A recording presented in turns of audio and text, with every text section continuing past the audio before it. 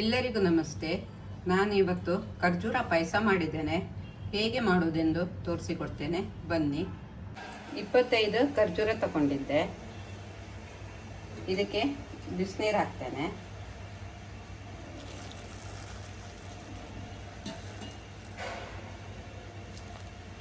ಅರ್ಧ ಗಂಟೆ ನೆಂದಿದೆ. ಇದು ಅರ್ಧ ಗಂಟೆ ನೆನೆಸಿದ್ದೆಲ್ಲ ನೆಂದಿದೆ. ಇದು ಈಗ ಇದ್ರದ್ದು ಬೀಜವನ್ನು ತೆಗೆದು ಕ್ಲೀನ್ ಮಾಡುವ.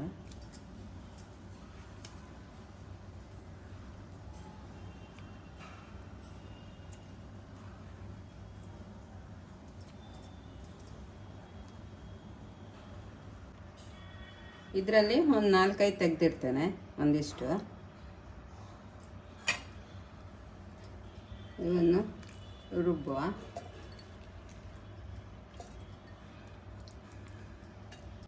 ಹಾಲು ಹಾಕ್ತೇನೆ.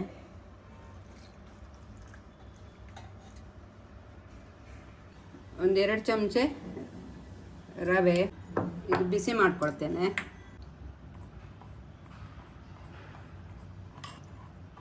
ಕೆಂಪಗಾಗೋದು ಬೇಡ. ಇದು ಸಣ್ಣ ಉರಿಯಲ್ಲಿ ಒಂಚೂರು ಬೆಚ್ಚಗಾದರೆ ಸಾಕು. ರವೆ ಬದಲು ಗೋಧಿ ಹಿಟ್ಟು 1 ಚಮಚೆ ಸೇರಿಸ್ಬೋದು. ಇಷ್ಟಾದರೆ ಸಾಕು. 3 ಚಮಚ ತುಪ್ಪ ಹಾಕ್ತೇನೆ. ಗೇರು ಬೀಜ ಬಾದಾಮಿ ಹಾಕ್ಕೊಳ್ಳುವ.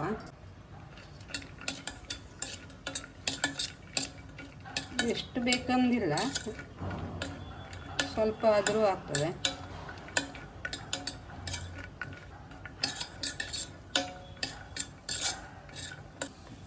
ಒಣ ದ್ರಾಕ್ಷಿ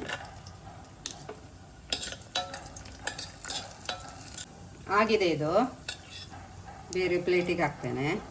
ಪೇಸ್ಟ್ ಮಾಡಿ ಇಟ್ಕೊಂಡಿದ್ದೆ ನೋಡಿ, ಇದನ್ನು ಸೇರಿಸ್ತೇನೆ. ನೆನೆಸಿಟ್ಟ ಖರ್ಜೂರದ ನೀರು,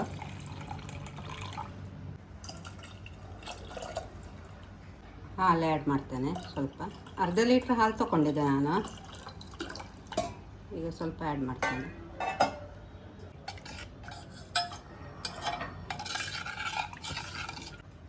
ಕುದಿಲಿ. ನಾನು ಸಕ್ಕರೆ ಹಾಕೋದಿಲ್ಲ, ಅದು ತುಂಬ ಸ್ವೀಟ್ ಇದೆ. ಇದು ಕಲ್ಲು ಸಕ್ಕರೆ ತಗೊಂಡಿದ್ದೀನಿ. ಪುಡಿ ಮಾಡ್ಕೊಳ್ತೇನೆ. ಸಾಕು. ರವೆ ಸೇರಿಸ್ತೇನೆ.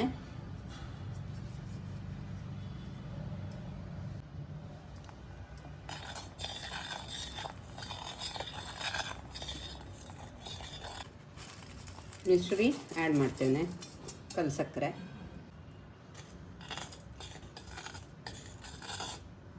ಖರ್ಜೂರ ಸಿಹಿ ಇರೋದ್ರಿಂದ ಸ್ವಲ್ಪ ಸಕ್ಕರೆ ಅಥವಾ ಬೆಲ್ಲ ಅಥವಾ ಕಲ್ಲು ಸಕ್ಕರೆ ಸೇರಿಸಿದ್ರೆ ಸಾಕು.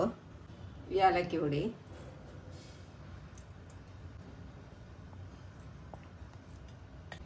ಡ್ರೈ ನಟ್ಸ್ ಹಾಕ್ತೇನೆ. ಬಂದ್ ಮಾಡ್ತೇನೆ. ಆವಾಗ ತೆಗೆದಿಟ್ಟ ಖರ್ಜೂರನ್ನು ಸೇರಿಸ್ತೇನೆ. ಹಾಲು ಎಷ್ಟು ಉಳ್ಕೊಂಡಿದೆ ಮತ್ತೆಲ್ಲ ಹಾಕಿದ್ದೇನೆ ನೋಡಿ. ಎಷ್ಟು ಚೆನ್ನಾಗಿ ಬಂದಿದೆ.